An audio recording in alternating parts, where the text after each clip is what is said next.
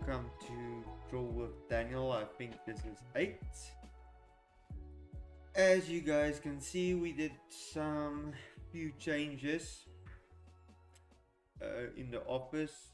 We moved the desk and X, Y, and Z, and we put some of Dylan's guitars and guitar and the bass in the background. But with the new setup, it's very easy to see my face, right? It's very easy to see my face. So what I'm going to do is, at certain points where you are going to see my face, and the reason I'm mentioning this is I'm very camera shy, so I've come prepared. At certain points you are maybe going to see my face, but I have a backup plan.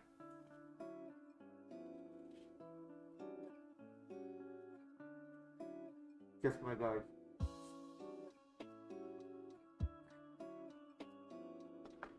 So yeah, I have a mask for in case something goes wrong.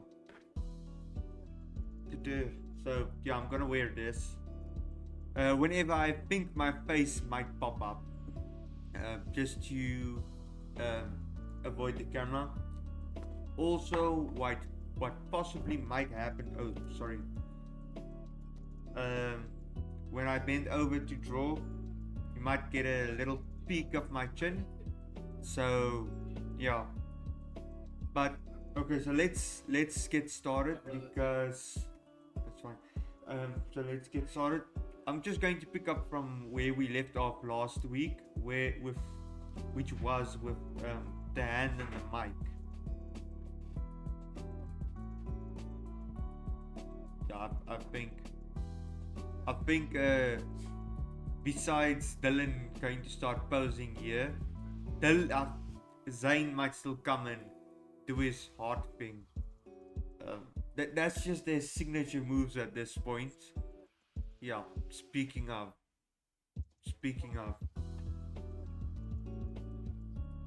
also I think this is the perfect moment to discuss the schedule forward. We're going to start each stream from 11, and so we plan it this way, so that Monday, Tuesday, and Thursday we're going to keep it as Draw with Daniel, where it's just basically me talking while drawing and talking about how I'm drawing and why I'm drawing and X, Y, and Z. Then I think it's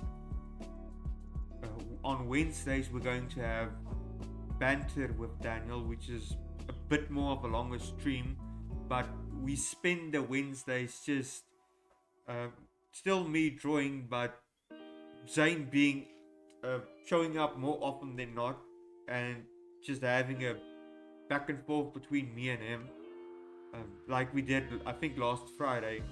And sometimes I do get a bit of a burnout, so I also discussed with Daniël with the schedule, so that I can use Fridays, which will also be a bit of a longer stream, to do X, Y, and Z art tutorials, which would be planned out beforehand. And maybe at some point, if we figured out everything, maybe on our Patreon even, we would let you guys be able to submit images and, well, your drawings, let's say your drawings, you can submit them, and we might choose 3 or 4 out of all the submitted drawings for the week, and we can maybe go over them, and we just giving a bit of criticism, positive, let's say constructive criticism. It's not me going to sit here and break down your entire image and tell, oh, this is crap, this is crap, this is whatever. It's just going over it and just talking a bit about it, and maybe I'll even do a version of it in my style. So that's just something we planned ahead. That, as I said, for now it's just basic tutorials. The reviewing stuff is in the future. We're still discussing it. It's not set in motion yet. It's still in for discussion. But besides that, I think we could just go ahead and start with the drawing. Yay! Okay, I think we can start now. So yeah, we left off drawing the extremely buff Tanjiro because we made the joke in the previous rap battle. He went against Goku.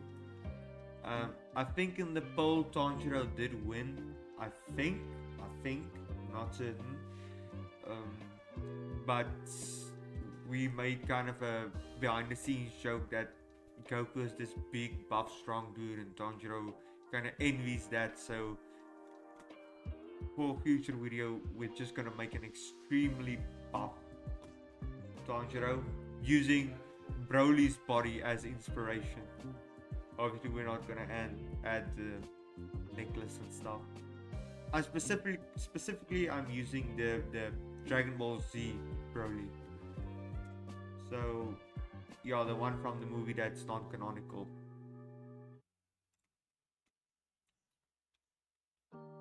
So I think let's just start with it because when I start ranting, I can't stop.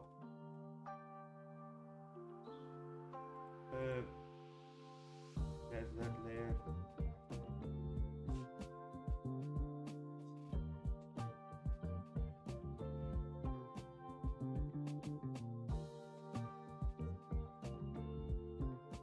I'm just going to turn off all the layers I'm not going to use now. So last week, I didn't finish the mic. The mic was left unfinished. But when we started drawing, I kind of left off without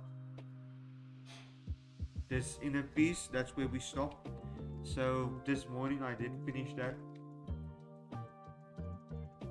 You'll see in the mornings I do proceed with it because through some of the stuff, because we're working against time. But all the streaming, I'm not really used to using my mouth all that often anymore. So I'm overusing my mouth. So my mouth is now faster than my brain.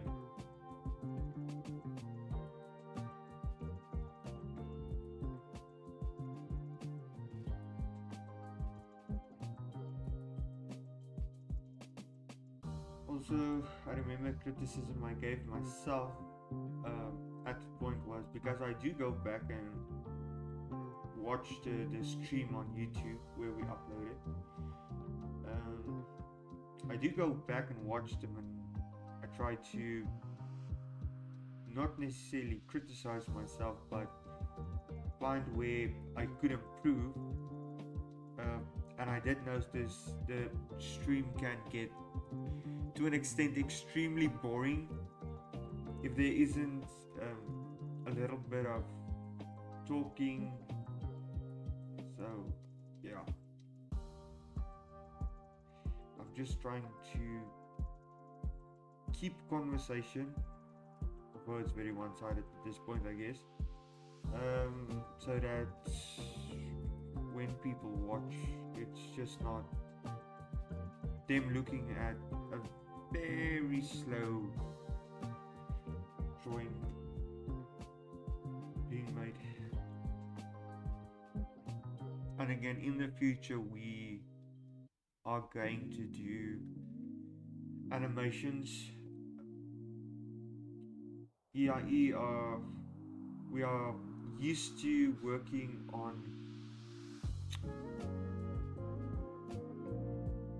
Moho. The animation program we use is Moho, but it's not I think maybe you can, but I'm not sure. But I don't think you can use Moho for frame by frame animation. So I think you can do that on Moho. I'm not the expert. Daniël is.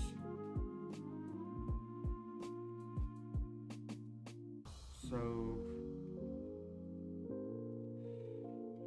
I think what's going to happen, I still need to learn the ins and out of Mo, the way Dewald uses it, and when I kind of get behind that and things get in motion, I'll start streaming while I work on Mo also, because originally the stream was for just to show you guys the, I almost want to say, the behind the scenes, the progress of how, or not progress, the workflow of how these videos are made.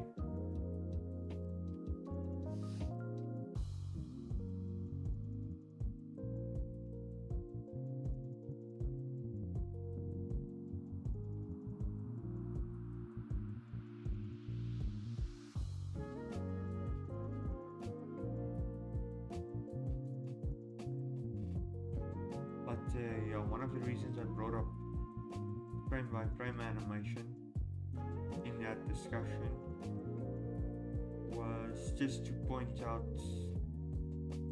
a bit about how Moho functions. It uses different images as like a puppet would. You overlay them in a certain manner and you can animate it puppet-ish. You can add bones to them and all that fun stuff. But the main reason I mentioned it was I wanted to ask Dewald if maybe by any chance we can do a frame by frame animation for the stream, specifically when notifications pop up, but I also wanted to one as an intro or maybe an outro for when the stream starts or ends. And obviously you'll also be able to see that on the stream, which I think is going to be a bit of a spoiler, honestly, but yay, you guys can get access to see everything. But I do have to kind of, in the same breath, warn you guys that frame by frame animation can get very monotonous.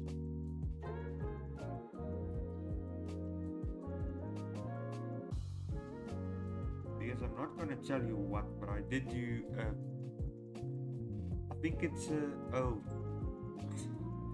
sorry, I only see Rochelle popped in the chat. Hey Rochelle, I did a frame by frame animation a while back, and what happened was I think it took me about a week and a half work days, and the thing I drew, I got so sick of seeing it, kind of couldn't handle actually experiencing it real life. I almost want to say I got sick when I saw it, but also I did a mistake. What I did was I animated it on once, and I'm going to say this so that people can have mercy on me. I am a starting animator. I don't have any previous experience in 2D animation, but I'm learning, and I'm learning quick because I can see all my mistakes and learn from them. So the mistake I did make was I animated on ones, which basically mean, so in animation you get 24 frames per second, and most animations are done in twos, which means you only draw on every second frame, which means it's 12 frames per second, and that's the standard as far as I understand, because I didn't go through any proper education based on this, but from my understanding, twos are the basic form of or the standard form of 2D animation. But I animated on ones, which basically mean instead of 12 drawings per image I did 24. So I gave myself double the work for something that would have looked, I want to say, just as fine in half of it. So it might have even took me less than a week if I just did my research before time and worked smarter. I'm going to bring this a lot up from my days in college where I studied 3D animation, but we were taught work smarter, not harder. But I sometimes tend to be very stupid and make very stupid mistakes, but it's okay. We make stupid mistakes and we learn from them.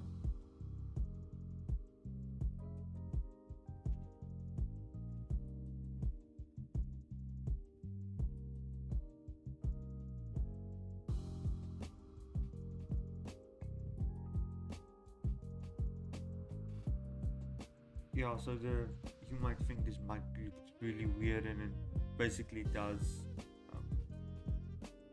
See, for most mics, what you usually do is you draw a circle and just add something like that.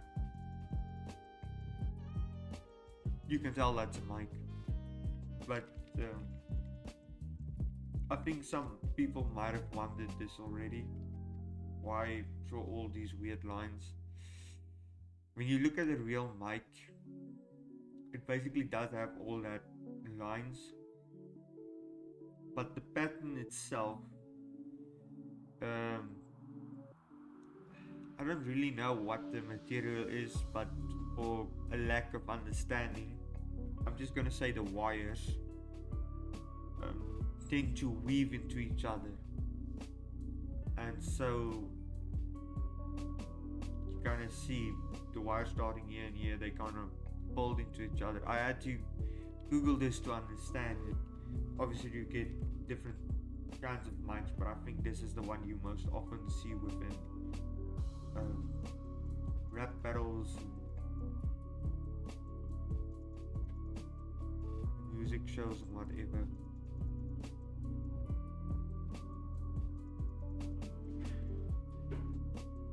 I should actually start writing scripts before I start a stream. So I just know what to talk about,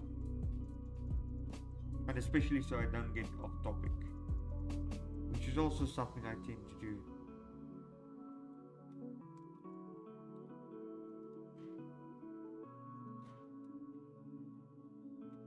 Okay, so what I did last time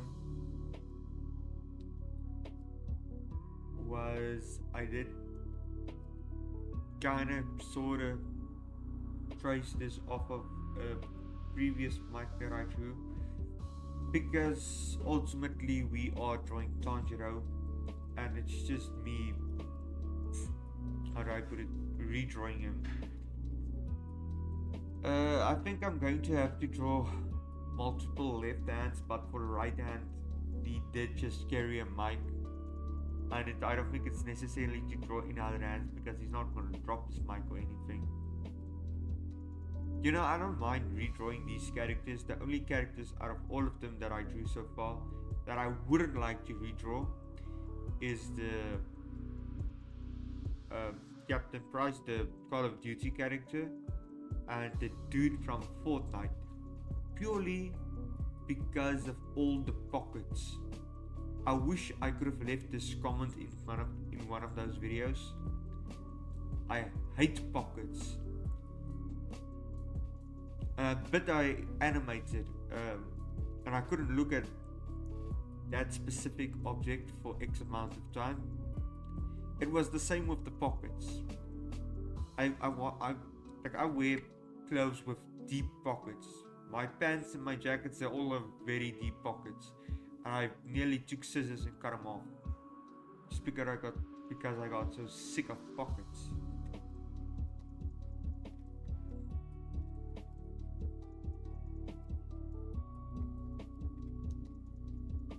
Also, something I didn't really realize last time was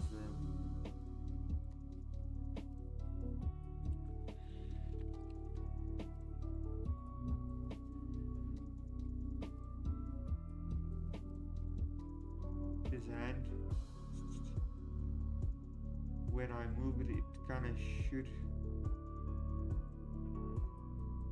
Let me just put this layer off so it's easier to notice.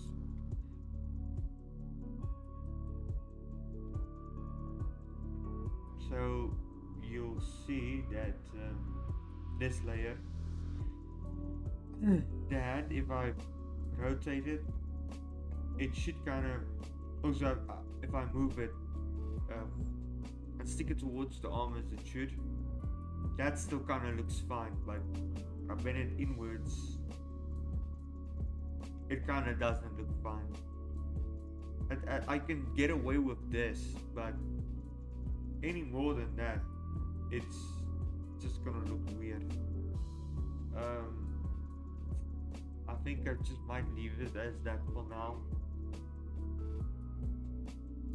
because I don't think when it's going to be animated, when it's going to be animated, we're going to animate the hand a lot.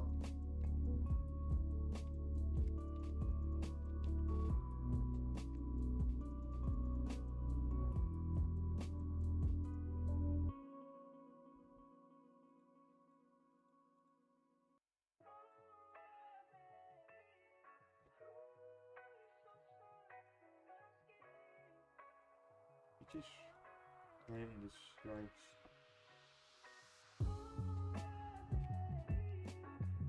We call this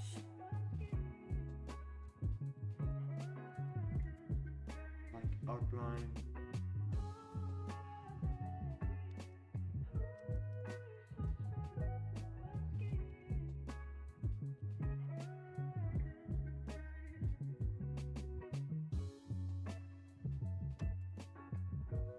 I still have weekend brain.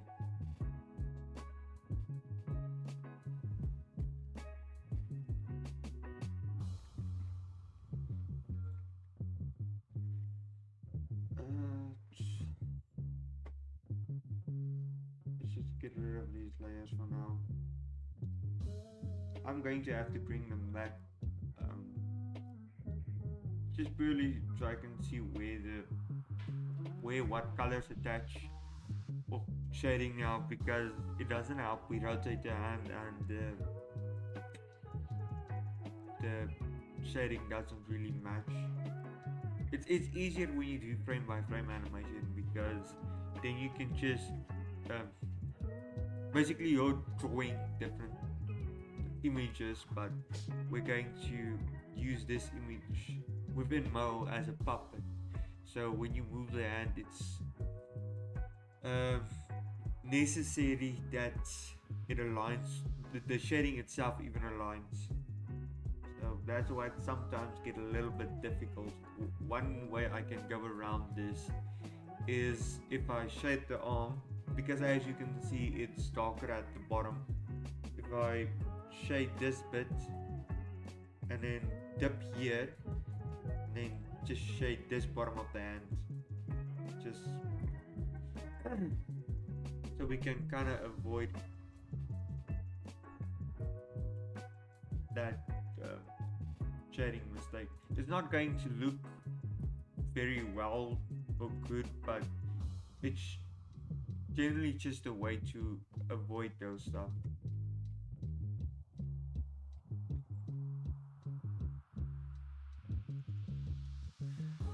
Also, I think some people might want to, ask this question, or yeah.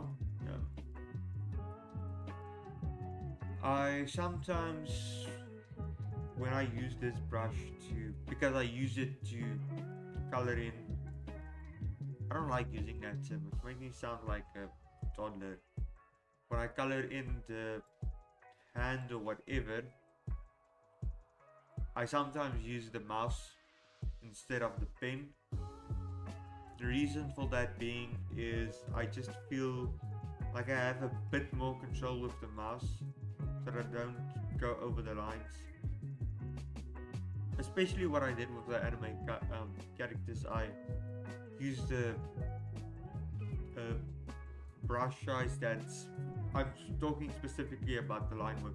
I used a brush size that was half as big as I usually use, which I think for future projects I would also just use that size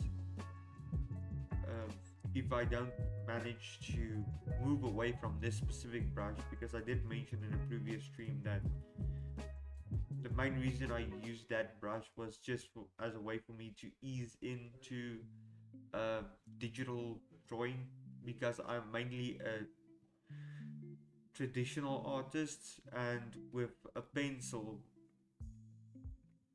you can, as I refer to as chicken scratches, you can basically do that.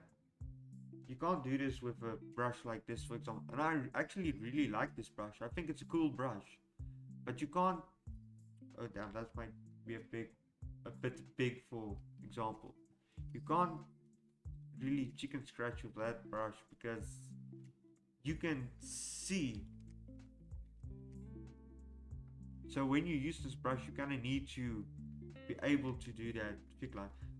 I am going to say this, I apologize, though these little gaps in between, that's not because I have a shaky hand or anything. That's just, this tablet is kind of old, it has its quirks. I sometimes, when I draw characters or whatever, I tend, and I think this is something everybody can learn, is to use the quirks of whatever you have and use it to your benefit. Obviously this is just me and this tablet, and you might be working in other forms of art. For example, one of my friends work in a workshop, and I don't know necessarily how he can apply this to his work, but I think it's possible. Michelle, I'm really sorry that I don't immediately apply to or reply to your comments. Weekend brain. You asked me how was my weekend. Very chill. I still have weekend brain. Mondays and Tuesdays are usually the days you take to get into working mode. Wednesday you're fine. Thursday battery gets a bit tired, and then Friday you also kind of get a weekend brain.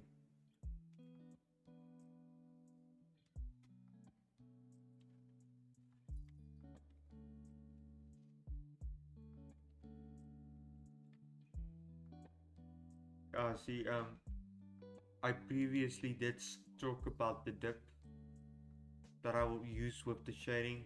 Here you can see it. You ask, am I streaming every day now? Yes, I am. I'm going to stream every day now, and every day we're going to start at 11. It's just Wednesdays and Fridays the stream is going to be a bit longer, because it's not going to be a draw with Daniel. Wednesdays is going to be a banter with Daniel, where it's just going to be, I'm still gonna draw stuff, but it's going to be a bit more nonsense talking. And Fridays we're going to do, I think we called it tutorial with Daniel. So we're just going to go through over some tutorials and just discuss some artwork as a sense of, or in a sense of, just for me to take a break, because sometimes I do get, or tend to get, a bit of burnout towards the end of the week. Usually what I would have done is when I get a bit tired, I would just forget a bit about what I was currently drawing for EIE and just do a personal drawing of mine. Actually, it would be really fun for me to show that to you. But yeah, I just do a personal drawing to take a break, but we're so busy at the moment, there's not really time to mess around.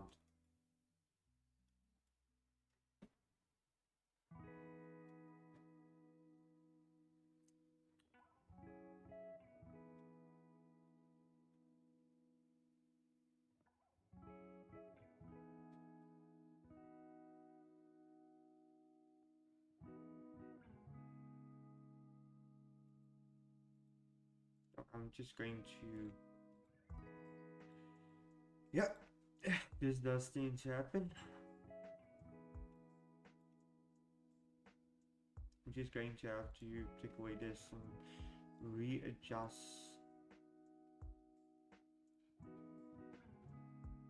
this so I don't cut into the other layer.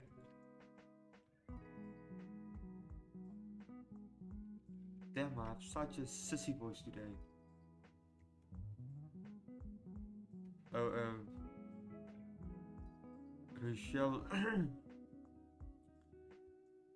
Rochelle, one of the people in the chat, I am working on a commission for, and she's asking when am I finishing the drawing she commissioned, because she did commission it a while back. Probably closer to the end of the year, because of, as I previously mentioned, the tight due dates we have in. We're just going to,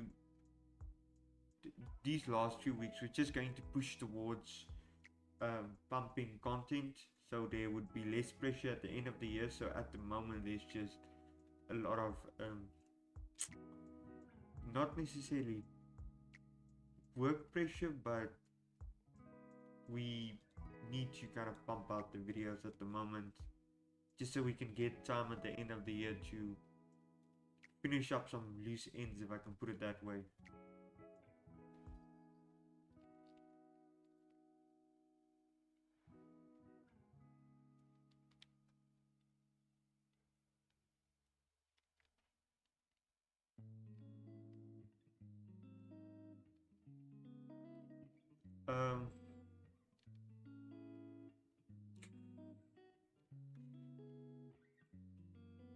Also, Rochelle, I don't know if you were present when I said this. I think it might be something you might personally enjoy, or as a concept at least. I were talking about Dieval because I said we're going to set Fridays aside as a kind of like a draw with Daniel tutorials. So we're just going to go over some art stuff and discuss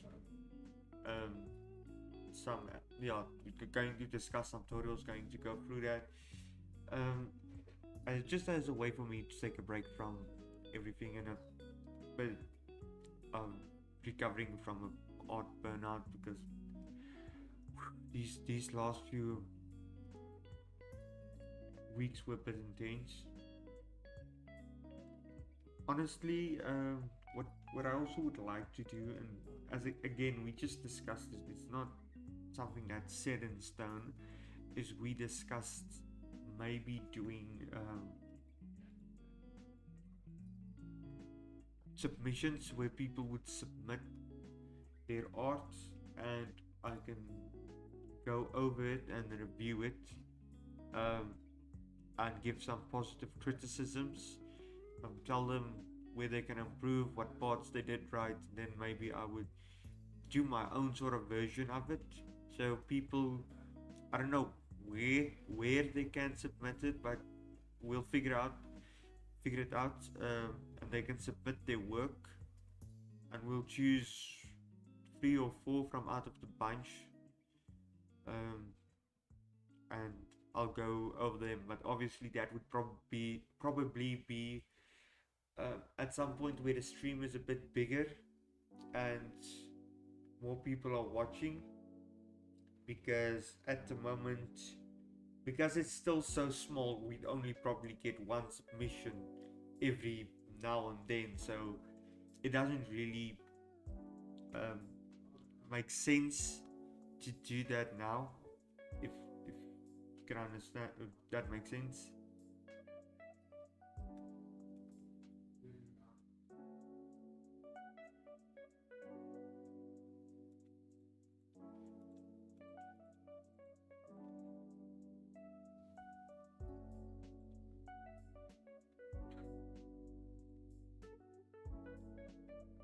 I can't really draw your cats on stream, but maybe on weekends I can help you with that.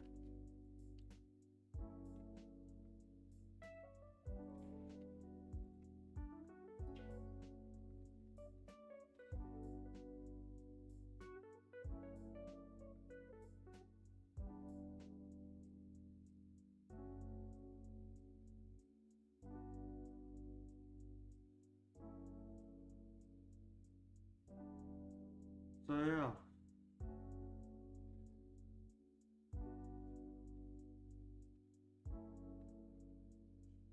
Again, I'm also reusing previous colors that I used for the mic and stuff. Just easier for me, saving some time. Again, with these anime mics, I did go a bit above and beyond of what I was supposed to, and Adam added some shading that wasn't really necessary. I don't think you'd even notice it unless you're paying attention in the video that we posted, but maybe you will notice if you look for it, but it's just one of those smaller details. I went a bit over my head with those because we did have the extra time, and I thought, well, why the heck not? We went in so much detail with the shading and the bodies, might as well do it with the mics also. But at a point I wish I didn't.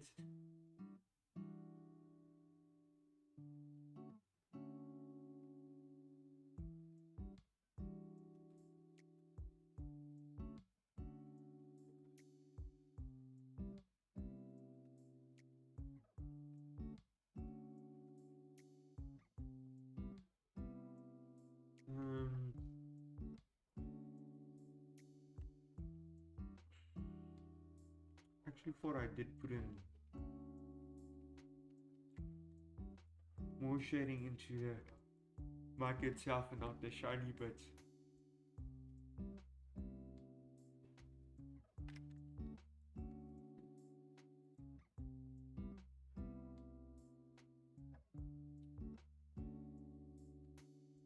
I am really not a morning person.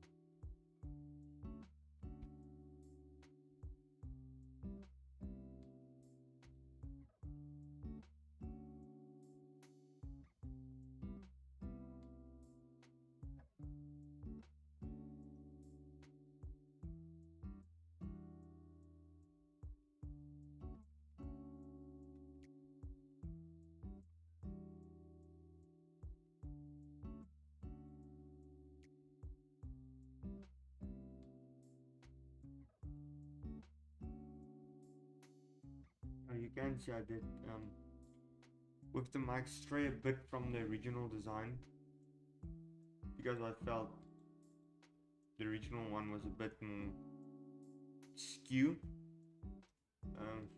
Let me actually just show you what I mean.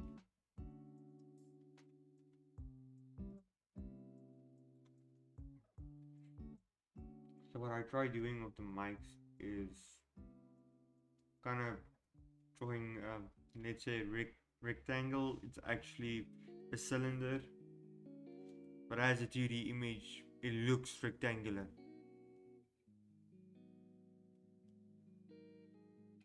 And then it kind of goes up into ball shape like this. But of course, it's a man-made object, so generally speaking, it should be symmetrical. But what happened with this mic, again, I hate drawing from angles, because when I draw from angles, I make mistakes. So what happened was, you can see it's skew. It's much fatter on this side than it is on this side. But that was before I learned I could do this. That was an absolute game changer for me.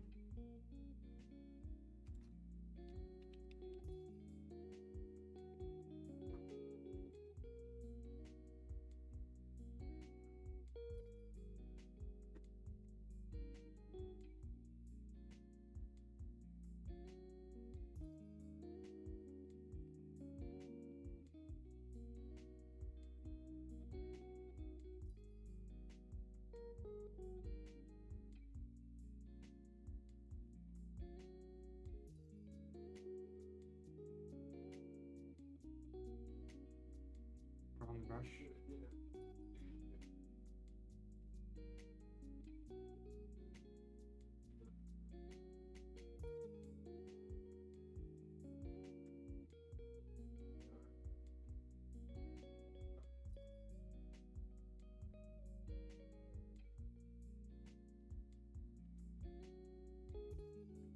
Oh,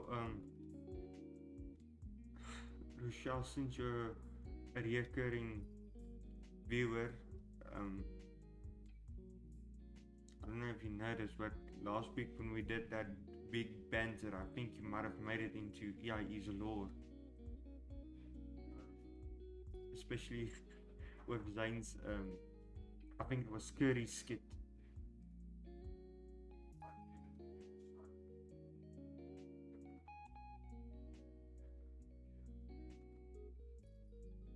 Okay, so sometimes what does happen, because I like drawing on the Rochelle, I said you kind of made it into the lore. The skits we made with the banter, so you're kind of like a character already in these streams. Damn, my face is time for the bunny mask.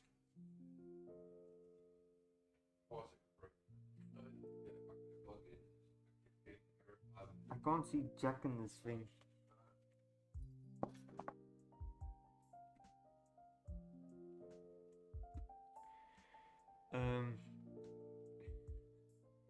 What I was trying to mention earlier was, I like drawing on the black background, but sometimes it hinders me a bit. So you can see when a background is on, you don't notice those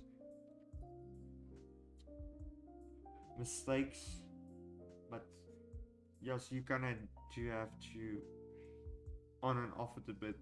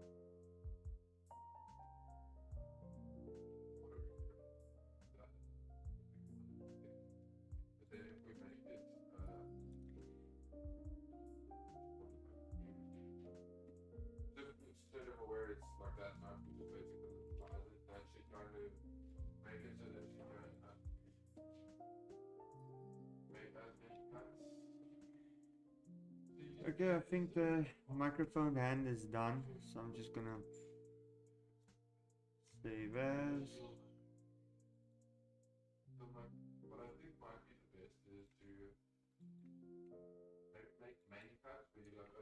Okay, so what happened?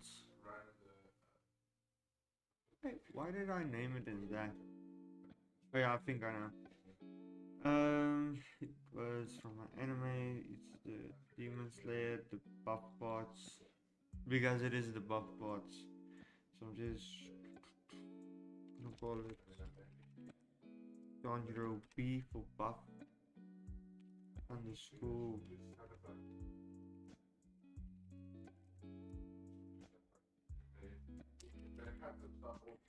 Right hands. Never mind the background. It's just guys having a discussion about something they want to 3D print. Sorry if I'm talking a bit soft. Again, Monday brain.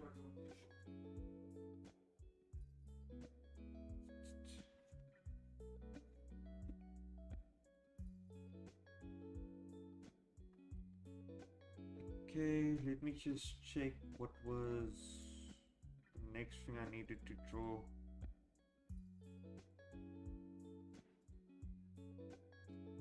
Where the hell are you? Oh,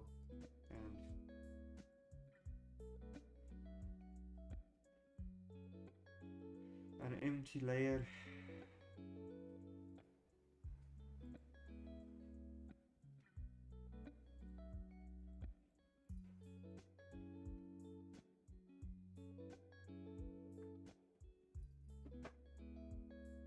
You know, these should actually be on top of the body.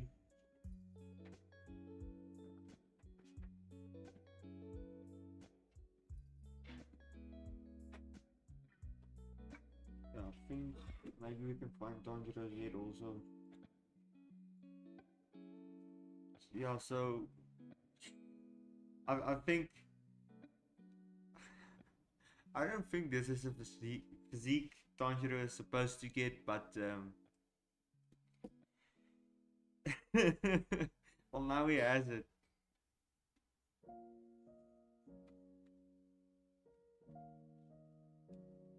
Actually, I'm gonna pull up a reference. Dragon Ball Z reference. Yeah, DBZ.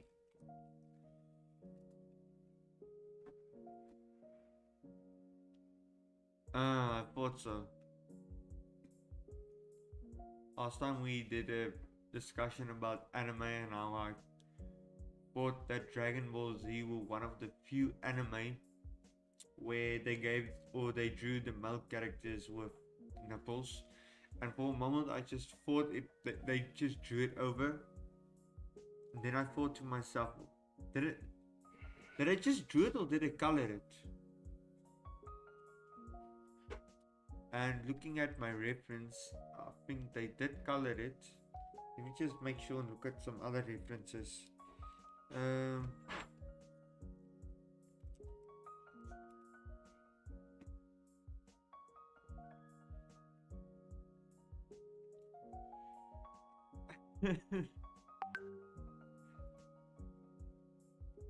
It's so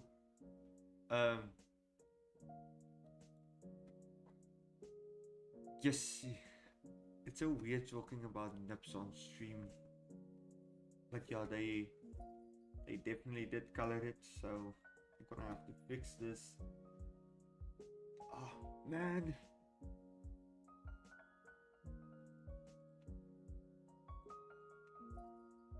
I'm not gonna lie, this this feels very awkward.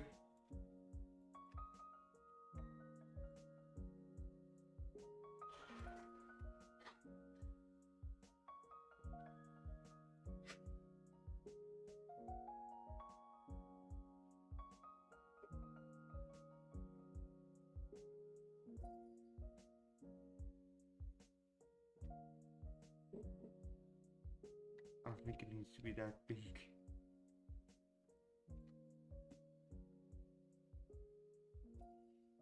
Actually, color wise, I think it would be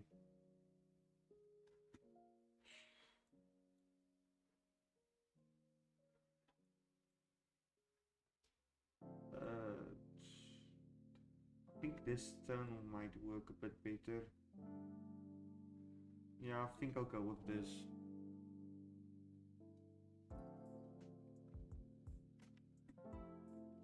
I'm just gonna stick with this and then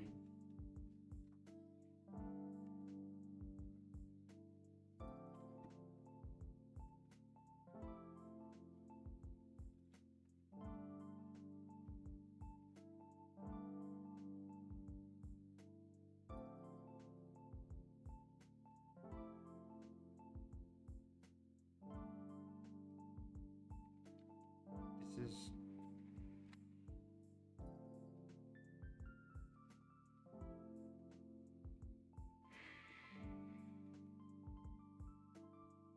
I almost feel afraid of getting banned off of Twitch for drawing this.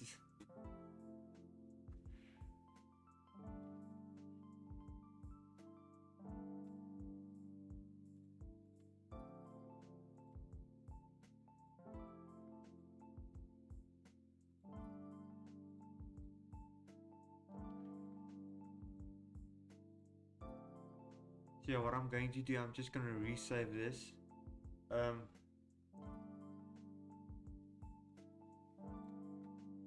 Just so we can make the changes to torso.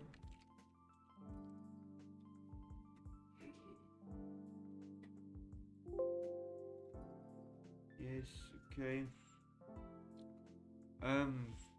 Actually I'm just going to talk to you guys about this saving settings I do use.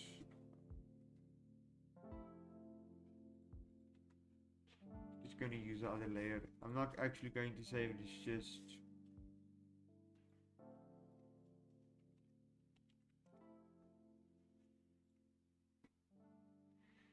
so I'm just gonna talk about this bottom piece here. Also save your image as a critter file. Obviously I did go over why we save it as PNGs, but I also save it as a critter file so that when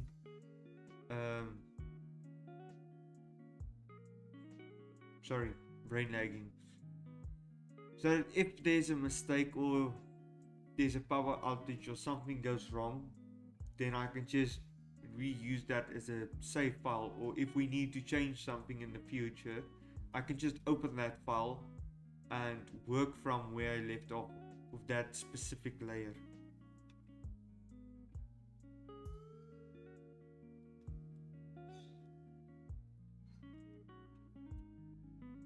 Is boss still looking at stream?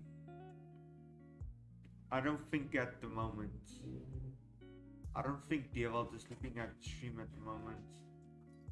Maybe, maybe not. Guess you'll never know.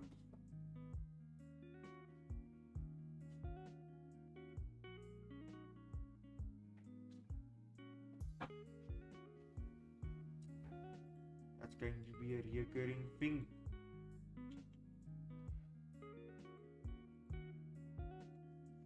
Just want to check.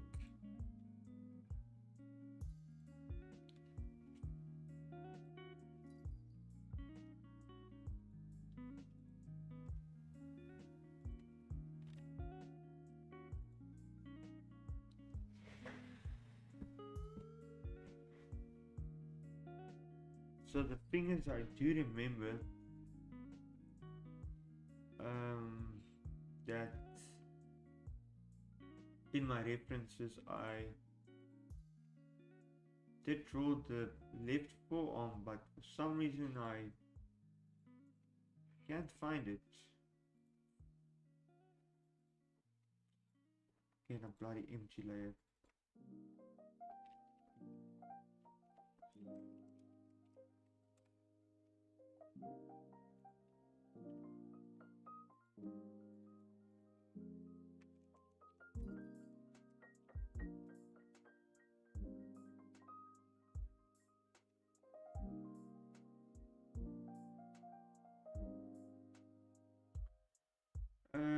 I think I might have been accidentally stupid enough to delete those layers,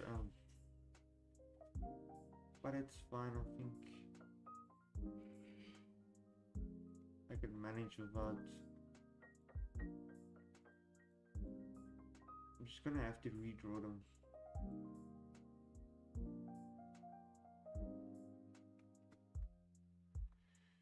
Okay, I think I'm gonna choose green for this one.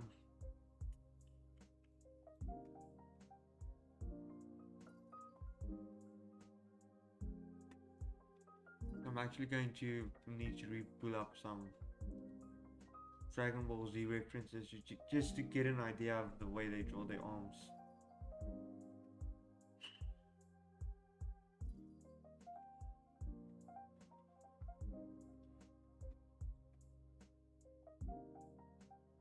Yeah, it doesn't look too intense.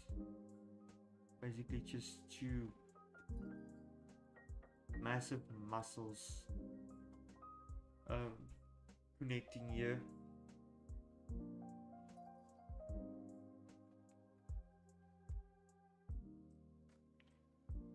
This is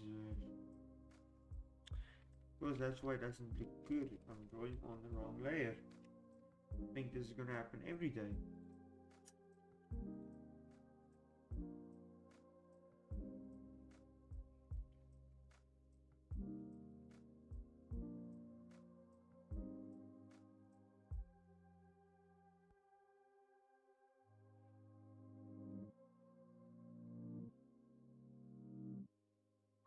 That looks huge.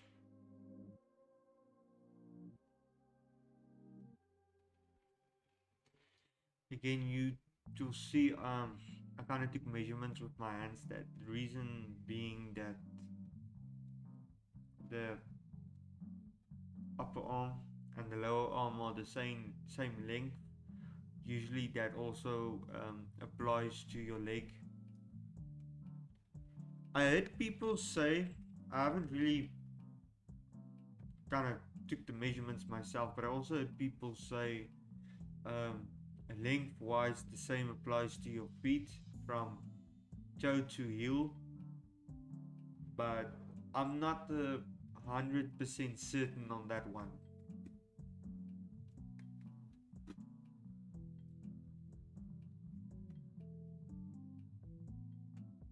Did we learn a lot of body anatomy in college? No, we didn't really.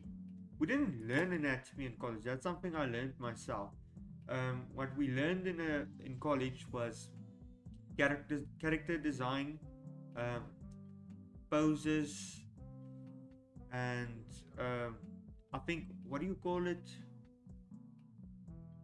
I have a book about it where they call it dynamic poses, but it's not really dynamic poses. What they do is you kind of have a random line they draw, and then you have to figure out how to draw a pose that follows this line.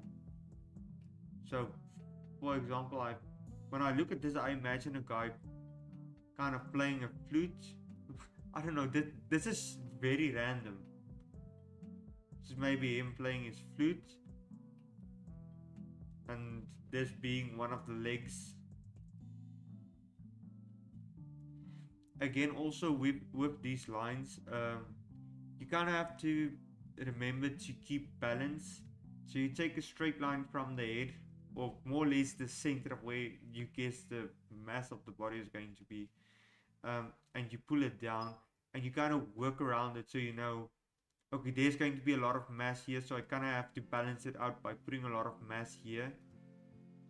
So maybe just putting the foot there, but I think what would happen in this pose, stretching the foot out that much, you'd probably stand a little bit more on his toes, since I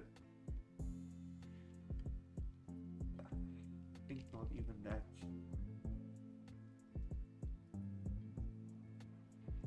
I think the pose would be very much something like that in this case. Yeah, but that was just something fun to go and look at. Again, this is stuff we'd go more in detail about on Fridays,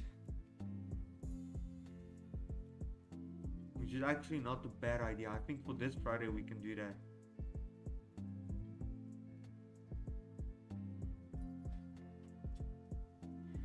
is it true if you want to get a shoe size without putting on the shoe, just use your arm?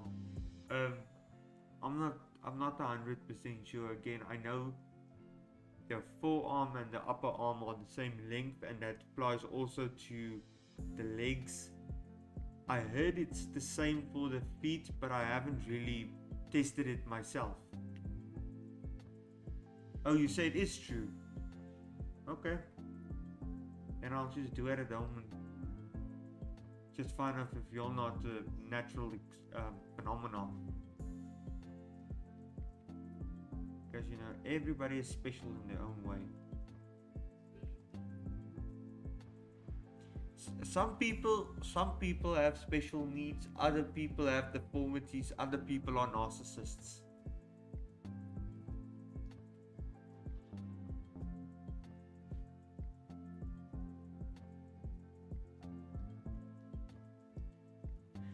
Also, if, like I said, I studied anatomy on my own because that's not something we were really taught in college or art school necessarily. Again, I can go on an entire rant about art school. That I think that's a waste of money. You shouldn't even bother with it. They don't teach you anything but excuses. But again, one of the best ways to learn anatomy is just to look at your own body, squish your arm, and you can feel where the muscles align and the tendons and the stuff. You don't really need to know the names. Like, I don't. Really, I don't. I know some of them, but not all of them. But again, the best way to learn is just by observing your own body. Look at your hands, take a mirror and just draw a portrait or something. That's a good way to learn anatomy and stuff.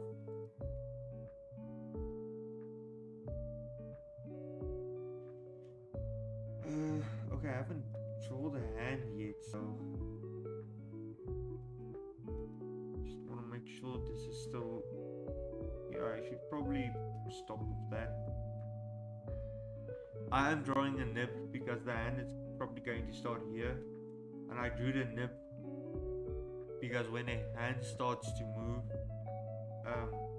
it's going to open up here, probably move towards this area, or move here and move towards that area, which would leave certain parts exposed. So I drew the extra nib so that we don't have to face that problem. It just cover up the piece that would be behind. Because I think in this case I would draw the hand as the upper layer.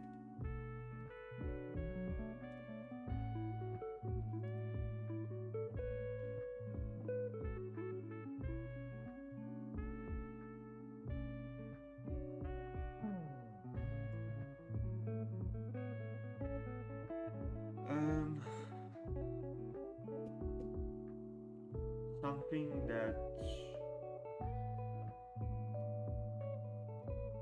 that I think I can do is because usually in Dragon Ball Z, in these cases where they draw the arm, they would have the elbow poke up from behind.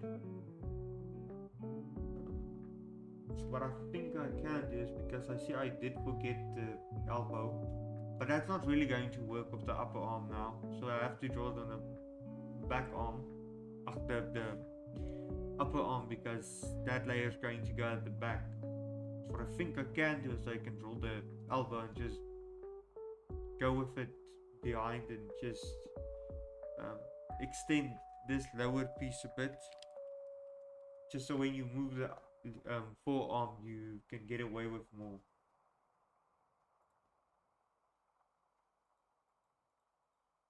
The first draft is very rarely the final draft.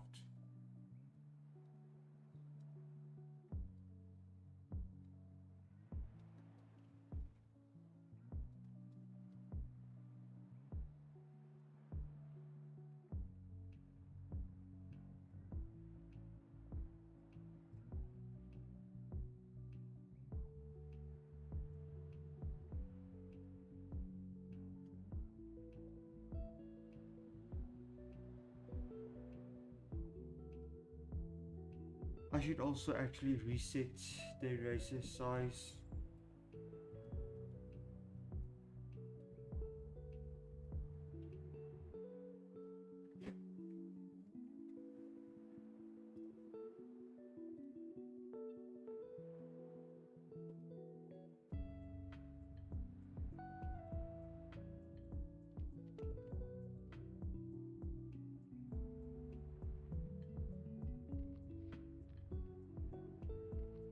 So when I drew Goku, I did a massive amount of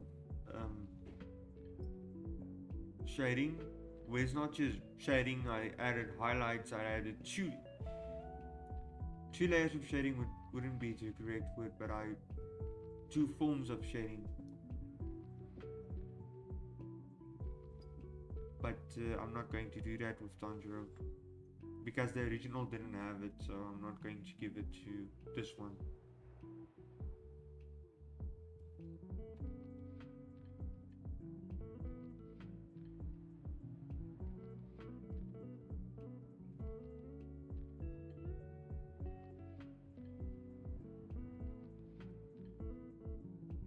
I mean, this arm doesn't look right at all. It does look natural, but for the sake of the animation, we're just going to draw it this way.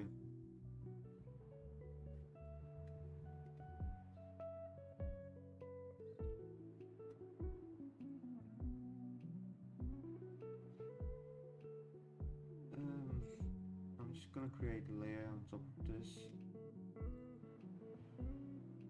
which we are gonna call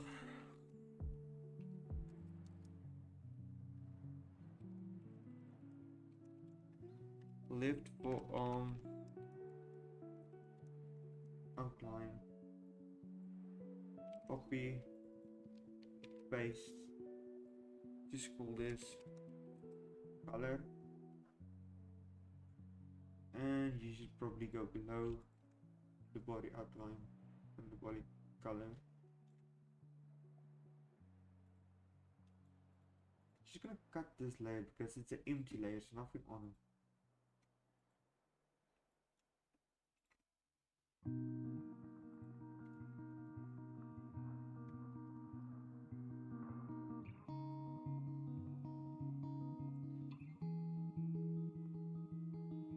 I think Friday we did talk about this, but the Dragon Ball Z art style has very, I almost want to say blocky muscles. The art style is very, you see kind of blocky, especially here in the pecs.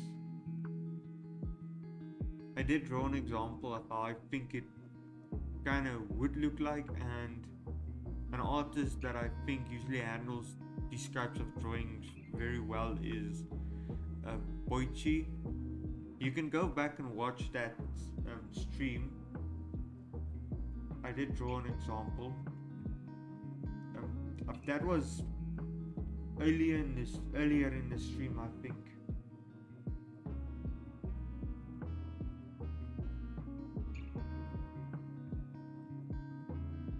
Again, or not again. We talked about earlier. I mentioned it earlier. We didn't have that much of a conversation about it, but I think we can maybe chop the stream up into shorter videos, maybe between 10 and 20 minutes, where I talk about certain parts, where I go on certain rants because I have somewhat strong feelings about certain topics.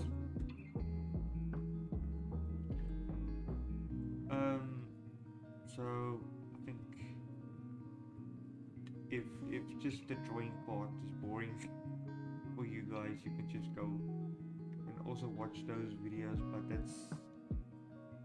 I don't think that's something that's going to happen in the in the short-term future. I think that's more of a long-term goal.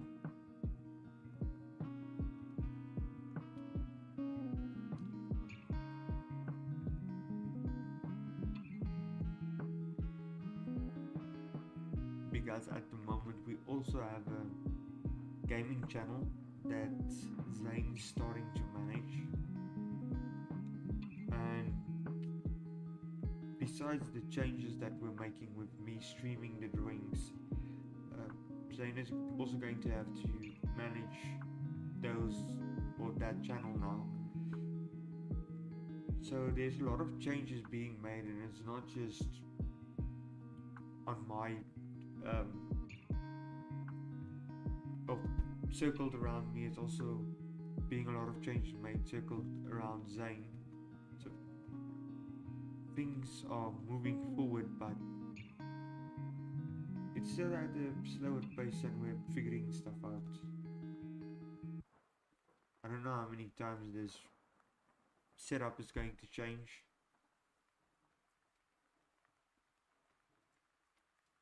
But we'll see where things are heading.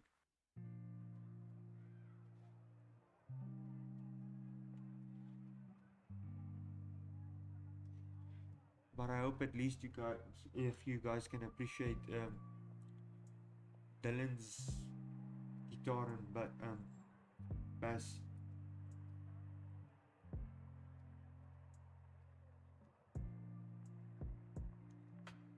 I do not like this. That's not too good dip. Shouldn't be a dip at all.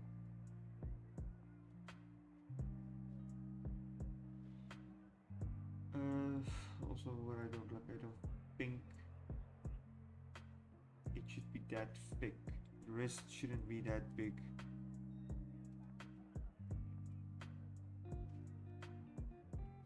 I prefer it to be a bit more small and then just branch out to being thicker.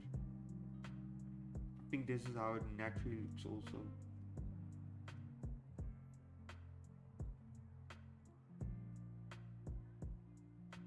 Oh, that's probably not the right brush.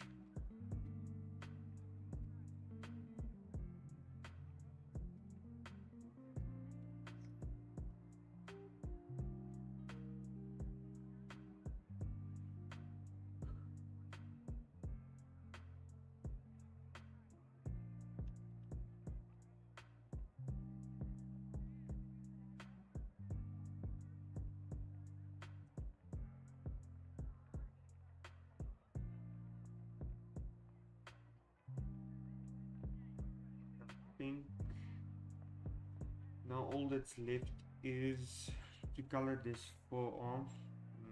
After that we can start working with the hand. Again, I'm just going to copy the colors from previous layers.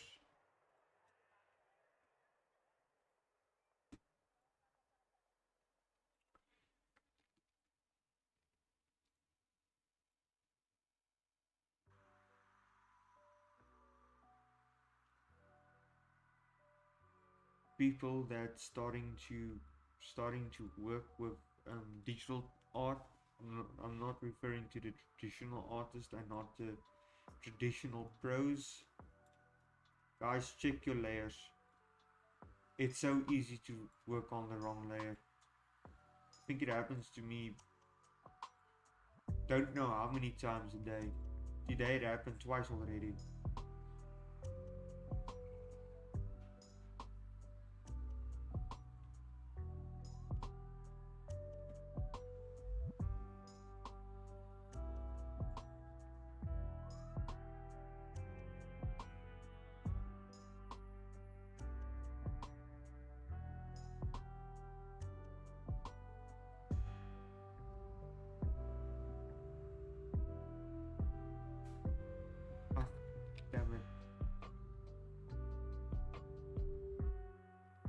I forgot that brush doesn't have pencil sensitivity. Since last week I think my mouth is just a bit tired. For all of a sudden I feel like Moses. I have a bit of a stutter.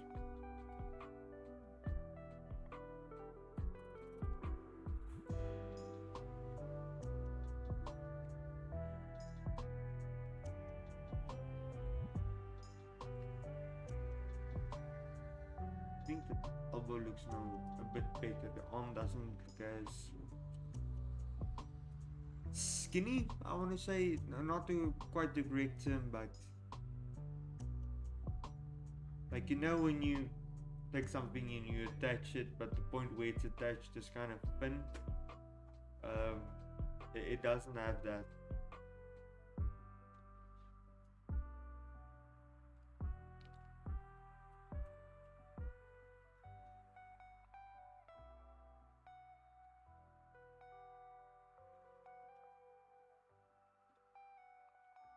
Again, this is just the tablet being old and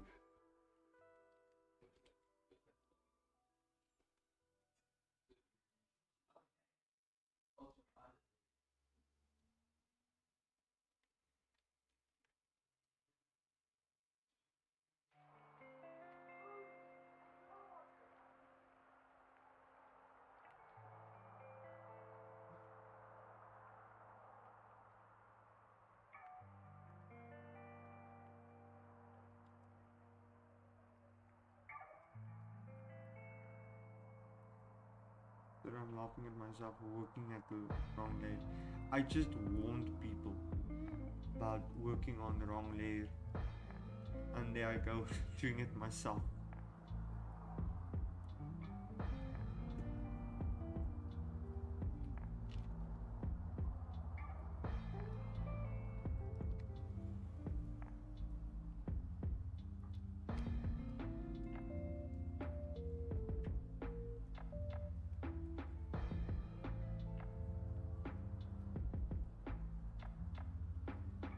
That's been layered on a bit thick.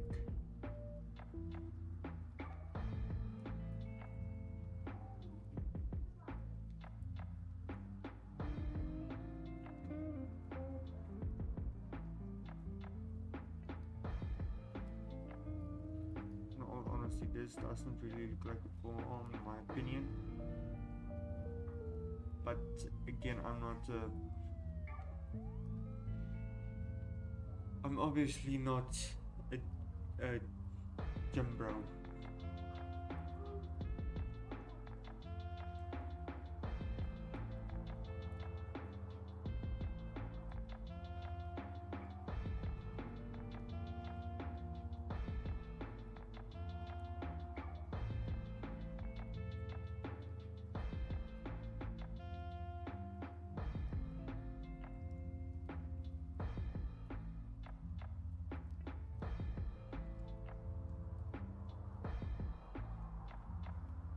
Obviously at some point I did worked on the wrong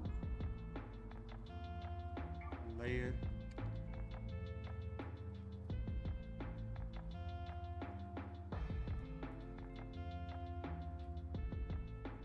Let me just remedy my mistake.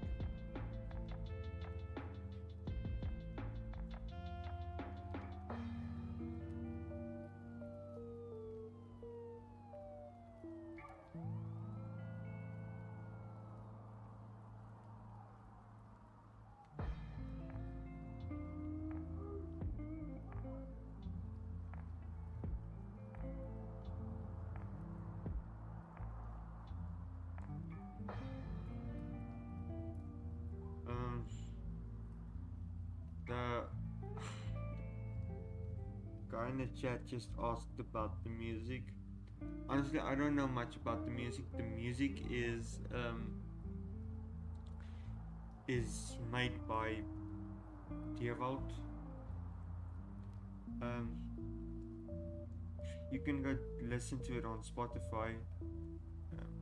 On Spotify it's called Young Beethoven. So you can go check it. I have no idea what the music is about. I don't have my earphones on at the moment. So you guys are just going to have to suffer with it.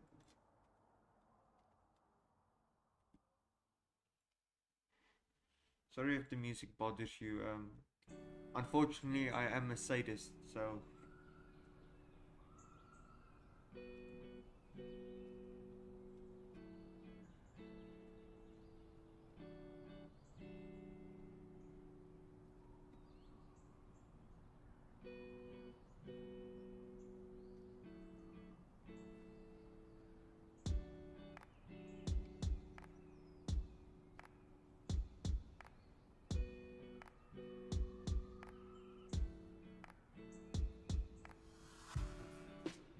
was saying it's lo-fi music, that was the whole idea, is we wanted to play lo-fi music during the stream, to give it just more of a chill vibe, because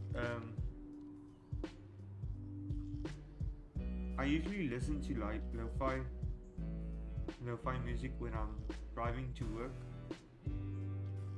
Just, you know, my driving usually match the vibe of the music, so I drive better with lo-fi music on. But generally speaking, I tend to be a bit more of a metalhead.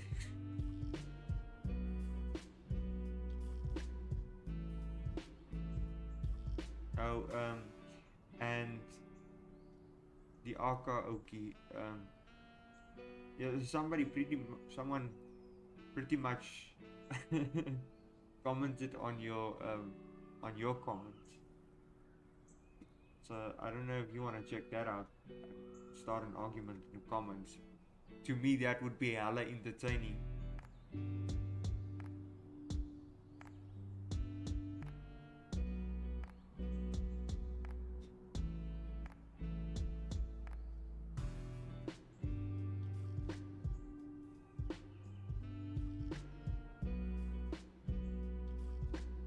Yeah, I think this form is going to work pretty well.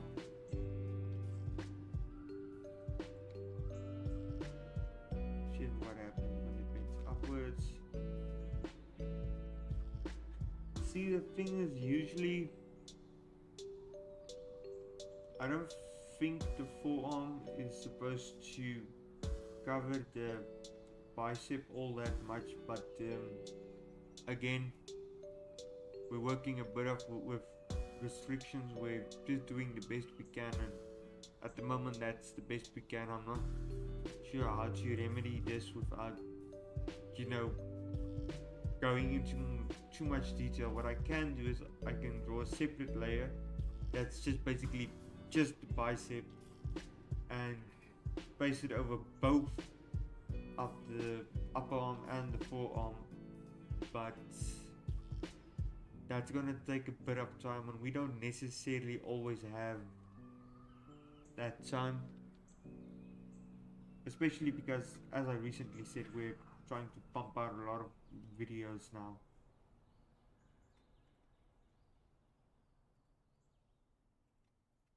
And the thing is, I'm not allowed to lie, because if I lie, the devil's going to come and do the unspeakable to me.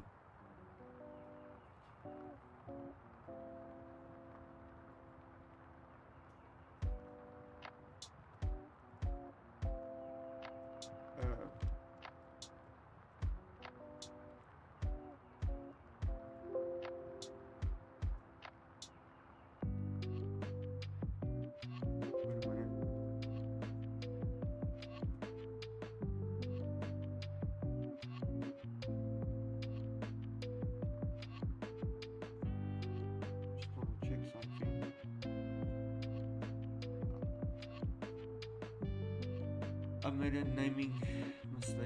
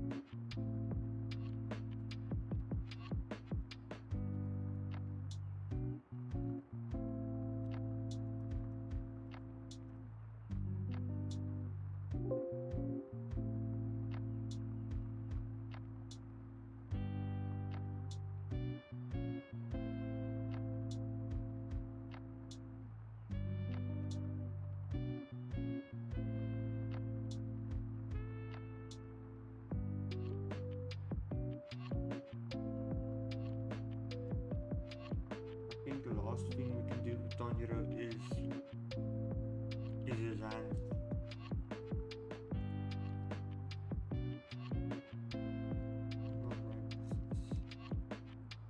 Dude's left hand.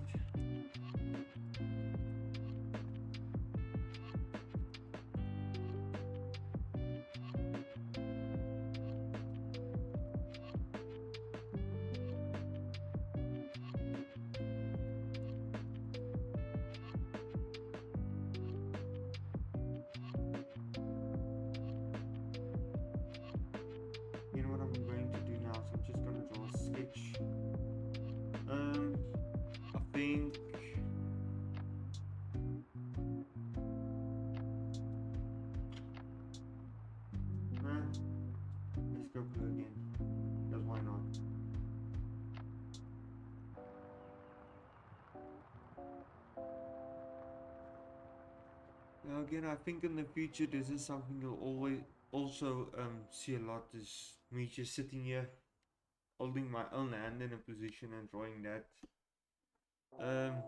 Let's see if I can, how far I can go today without doing that.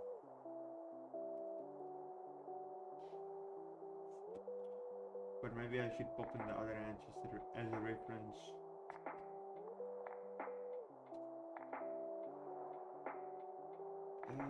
Yeah, okay, I'll think I'll also make this just a fist.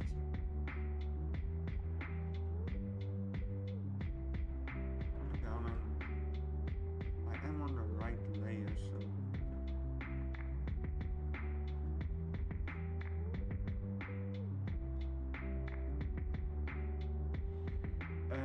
Again, the other day with the intern, we discussed drawing hands, and he asked me what's the best way to draw a hand.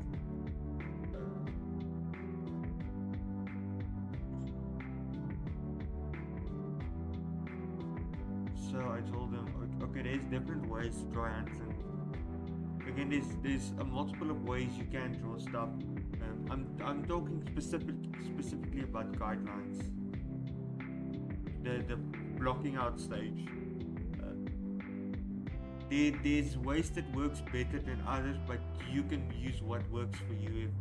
If the way that someone considers is better doesn't work that well for you, then that's fine. You can follow your own process. But for me personally, I like drawing. I use squares. Other method I use when it's open hand. This one I'm going to draw first, but just for reference, when I draw open hand, usually we refer to as the glove method, where you don't just draw the fingers individually. You usually just draw them as you would draw a glove. That's why it's called the glove method, because you're basically drawing a glove hand, and then afterwards you can go in and individually draw the fingers.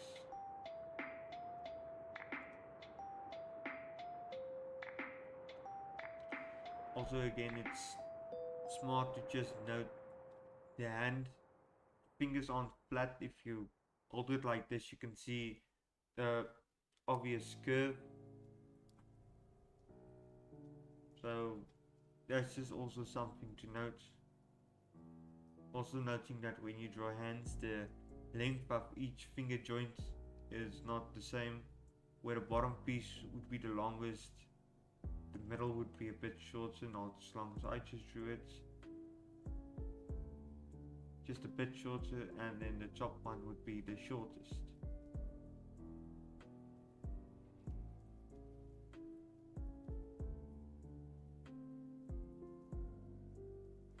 This is extremely messy. I'm just trying to draw a rough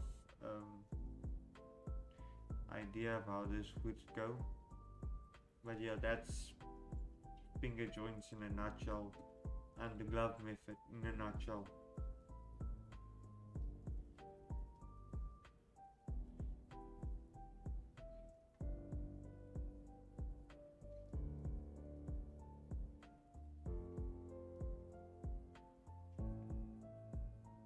So as I said, we're going to draw a fist now. Again, oh, this is also something I can talk about. I think I did mention this previously, but just in case I didn't again.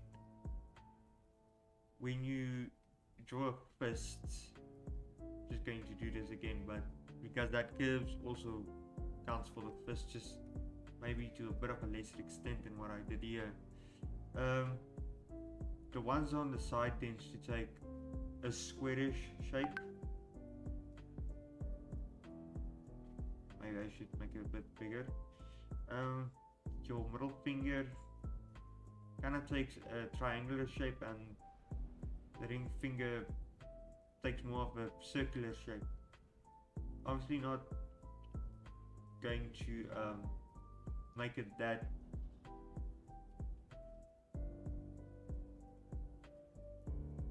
exactly like that, but you can just use it as a reference.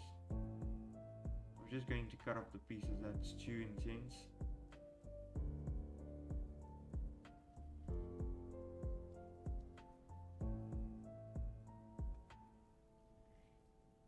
And you can kind of notice that's a fist. Also something you can take into account, usually when you draw fist, it's not necessarily always, but for dynamic poses and stuff, my fist doesn't do this. Mine is just square, but some fists kind of tend to pinch a bit where the fingers move inward. Again, your own body are the best form of reference, but we all have certain genetic differences, so it's good to look at other references also.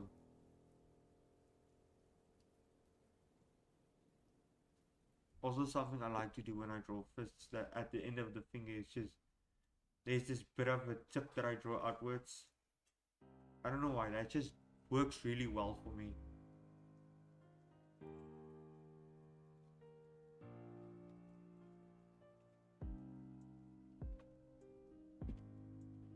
But with this fist, it's obviously going to be the inner hand. So obviously the thumb is going to be here, index finger here. You're not really going to see much of the bend of these fingers because it's going to be hidden behind the thumb. So at the moment I'm not going to bother with this, I'm just going to bother with getting the correct shape of the correct spacing between the fingers.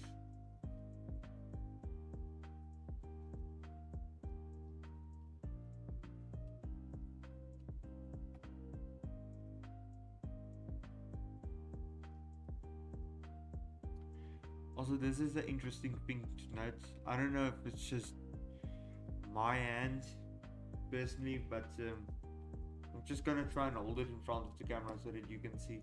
When I make a fist shape, there's this little bit of flesh that squashes next to the pinky. You can kind of check it with your own, but it does tend to make a bit of a squish there, so it kind of looks like this. I don't know how well the camera picked that up, or my angle was a bit off, but there's a little bit of a squish there at the end, which might be a little bit more higher.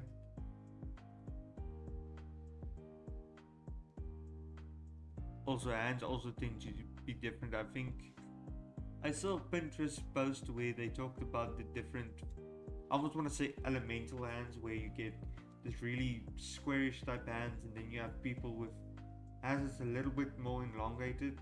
If I compare my hands with one of my friends, mine tend to be more of the square shape, where his is a bit more elongated.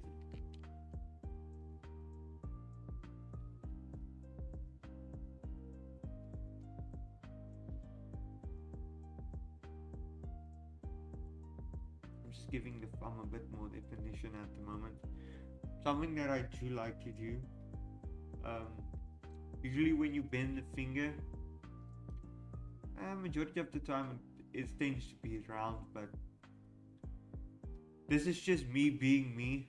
I like to make this kind of squarish, as you see what I've just done with the thumb here.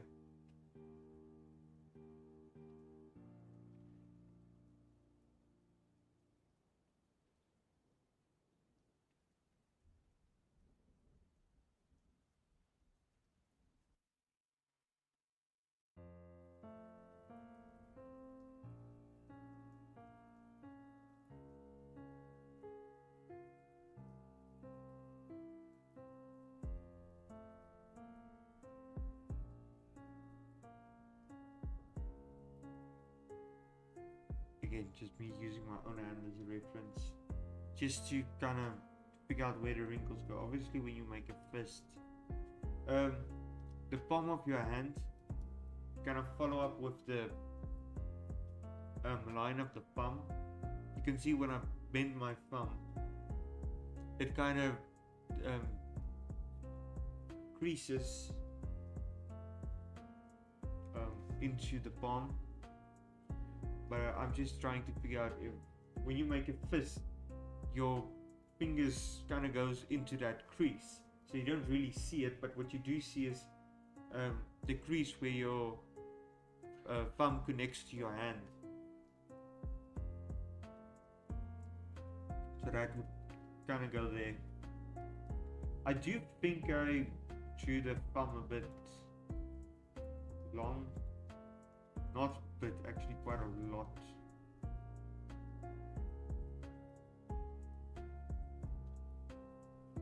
Again, hands is not my specialty. I suck at hands.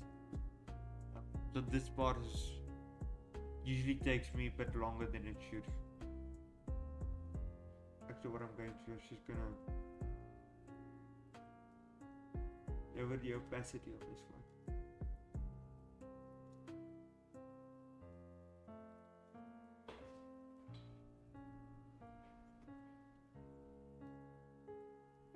Also, I'm gonna rotate this because when you draw at angles, you make mistakes.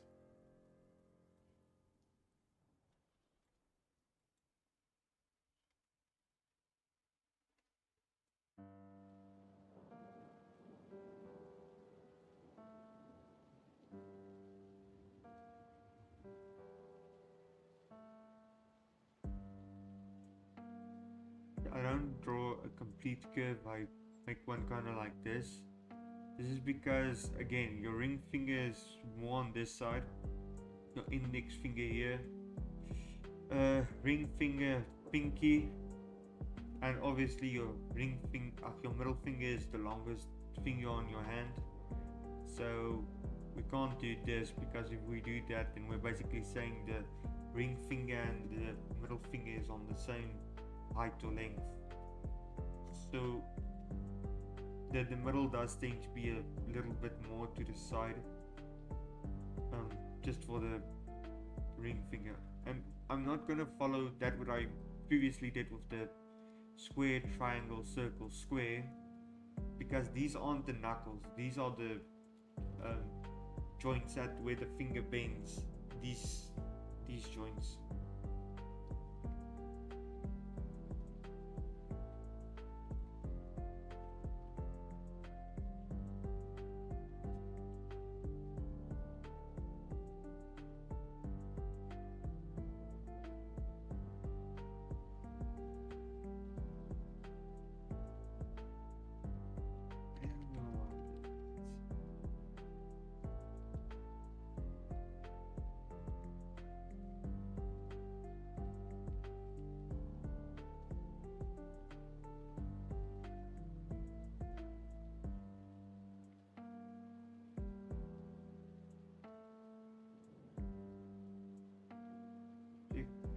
Pinky, ring finger, middle finger. I should probably.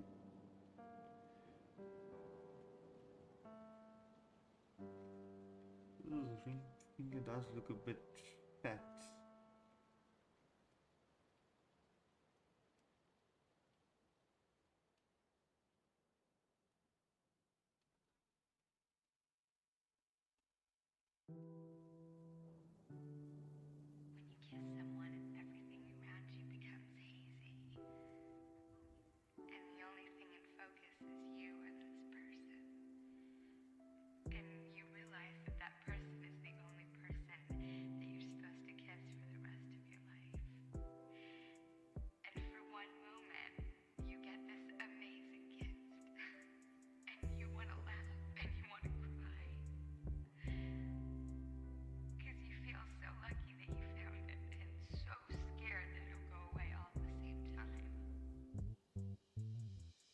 I wish Harry Potter were no, not Harry Potter. There should be some form of magic in real life, because I wanted to learn it, and I want to learn it so that I can curse hands to be easier to draw. Which is going to have its setbacks, because that means hands would be less complex, and if we have less complex hands, we won't be able to do as much as we do with them.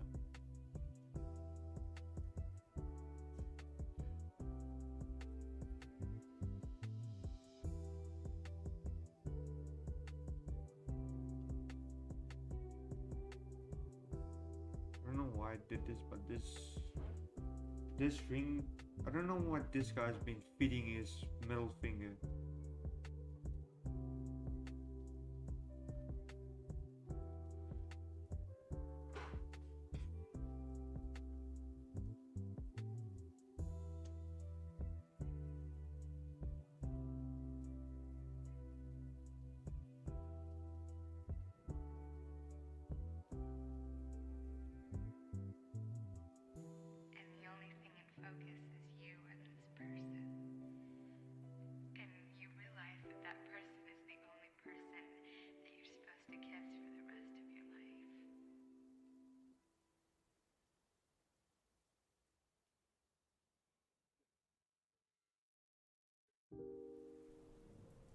Because I think it's not the best hand, but it's a fine hand.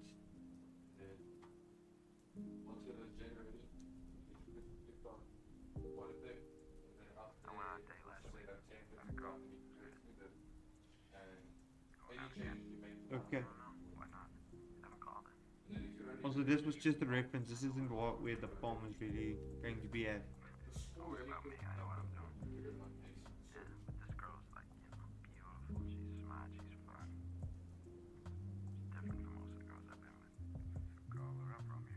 So I can realize she's not that smart, that she's fucking boring.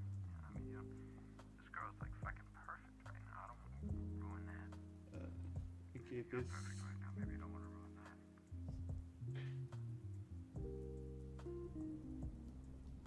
This is not gonna be okay.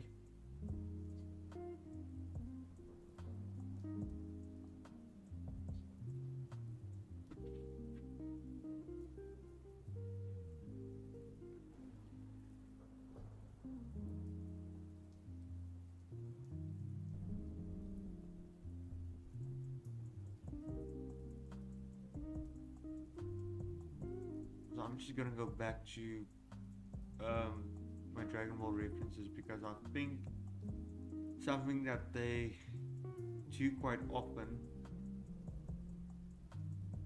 is when they draw the hand. Obviously, when I look at my own, there isn't anything that forces me to draw the palms that much. But when you look at the Dragon Ball references, the line art completely cuts off the hand from the arm, and then it would just drag two lines here to show those tendons that's usually there. But I don't think I'm going to do that now.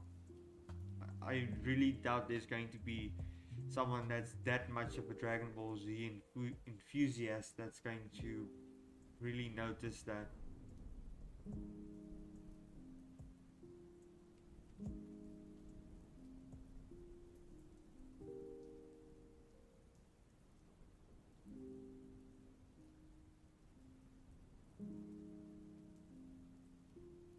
So I think I'm fine with this one. I'm just gonna make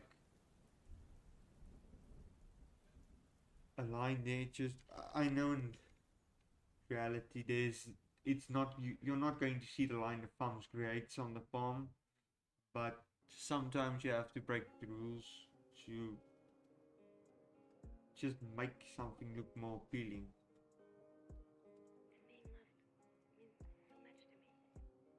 Because at the end of the day, that's also what attracts views, is appealing art.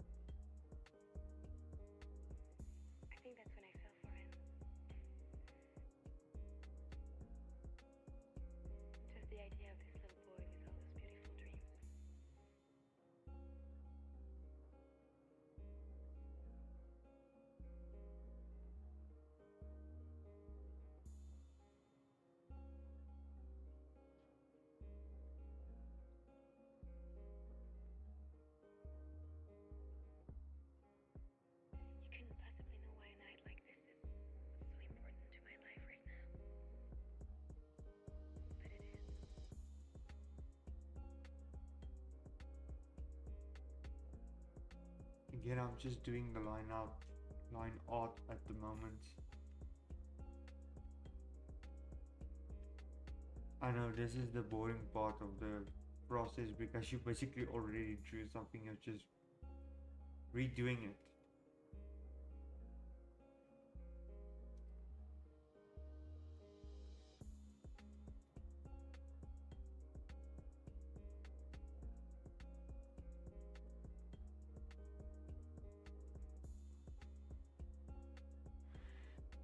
And I promise at some point when I'm a little bit less camera shy. Like, I know most of you know how my actual face looks like, but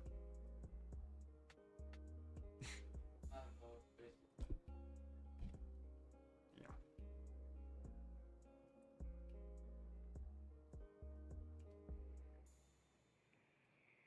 This is a great morning. But you see, Zane. The thing is,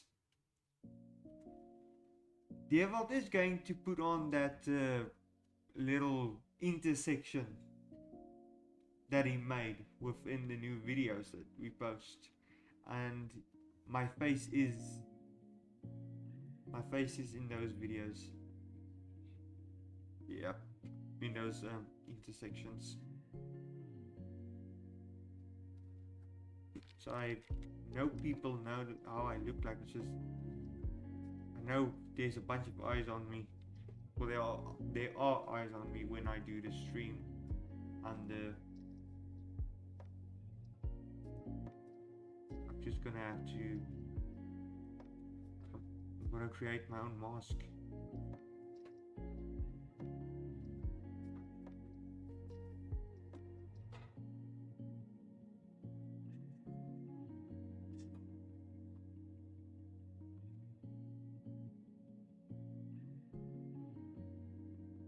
Well, I should probably change this as well because the way I did this shadow means that it's going to have to continue on the end from there. So again, I probably do that shading dip here again.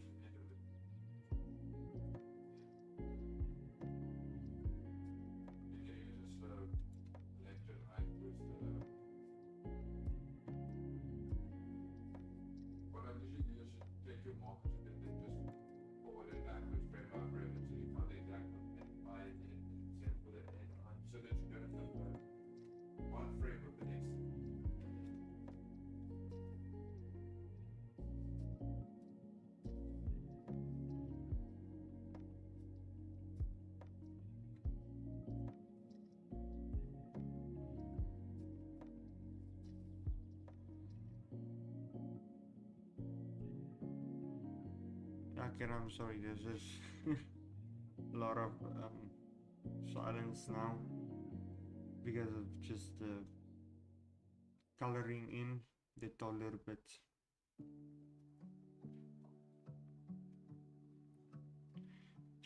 But sometimes when you realize you make a mistake, it does get a bit tedious because now you have to dig up all your knowledge you kind of stored into your brain about shading and try to use that to fix the mistake.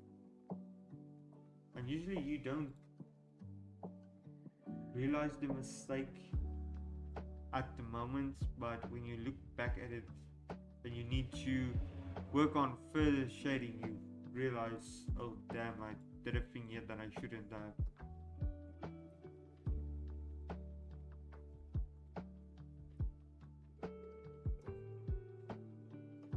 I'm just going to take this arm and do that shading dip.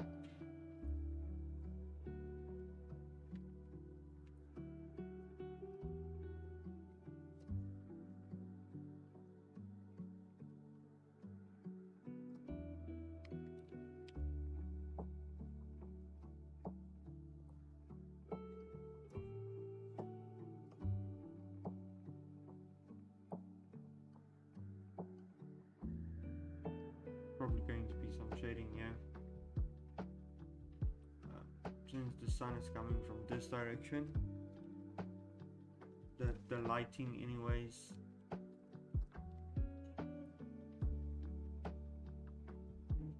it's probably going to start shading from there. There's going to be a bit of a dip here, but it's going to look weird if I shade that bit.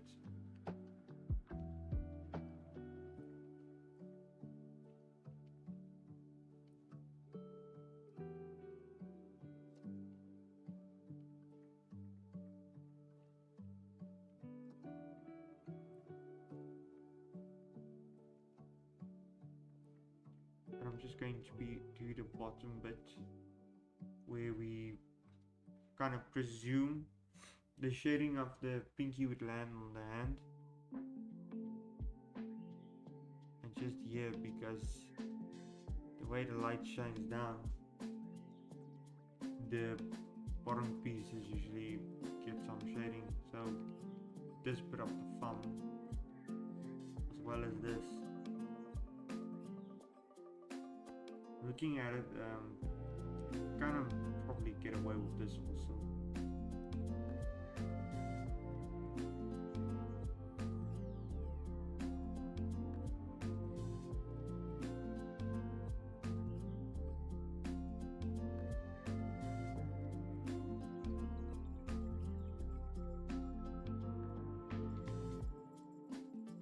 Yeah, I think we can get away with that. Let me just check how well it rotates with the arm.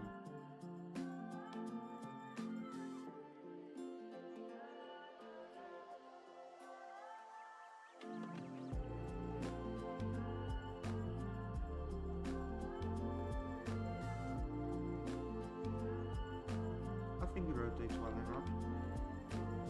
Well, from this angle, I don't think it would really rotate that much in that sort of direction.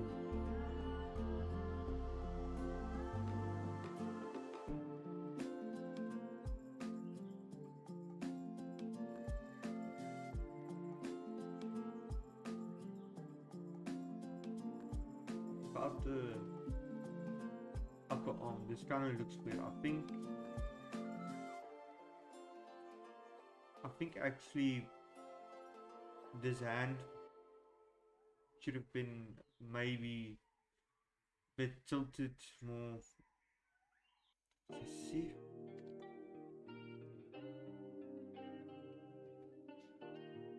The hand should have been tilted a bit more this way, honestly. But I think it's good for now. We can in the future fix this problem.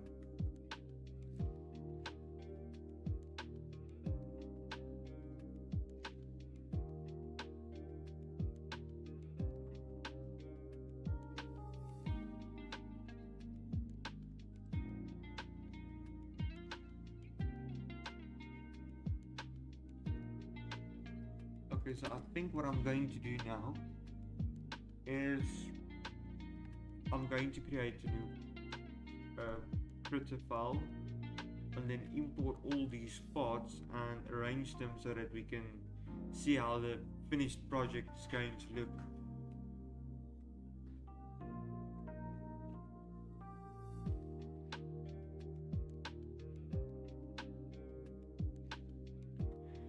Just give Critter some time.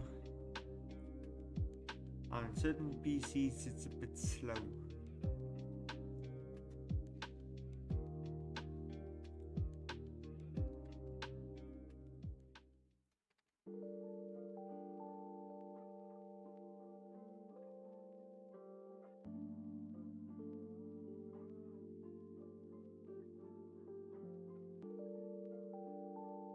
I also want to mention a bit the streams are going to start each weekday on 11, but there might be some cases where we start a bit earlier.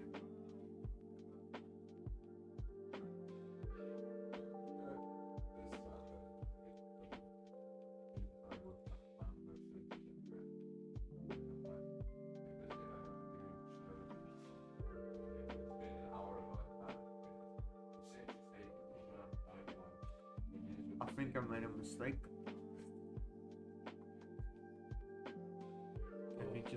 fix this quickly. You know what now?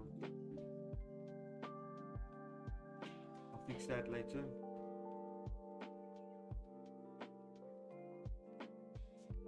Quickly gonna drag all these in.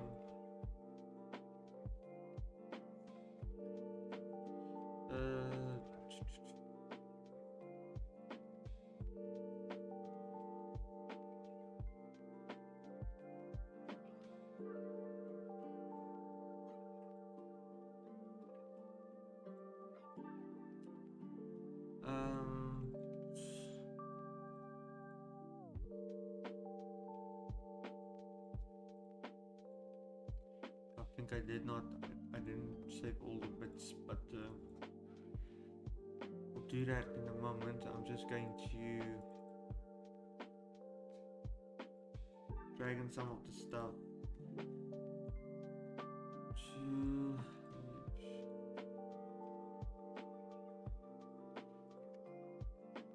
kind of create an image of how the one is going to look like. I think the sword maybe we should put in the back.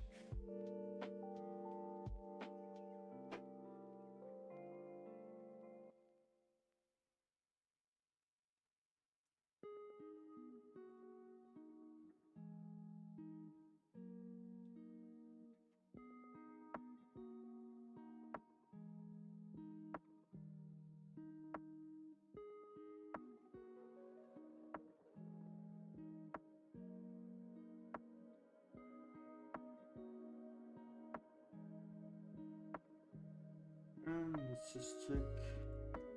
What are you?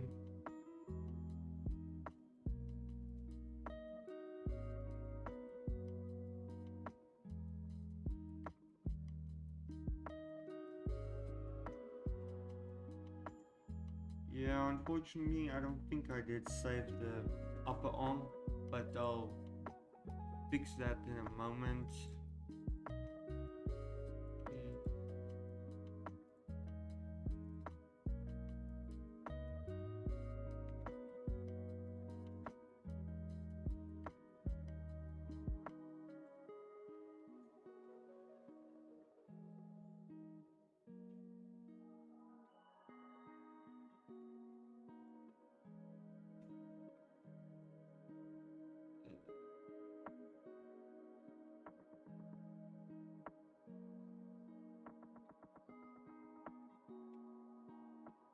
Okay, I think this is minus the upper arm that I accidentally did not save.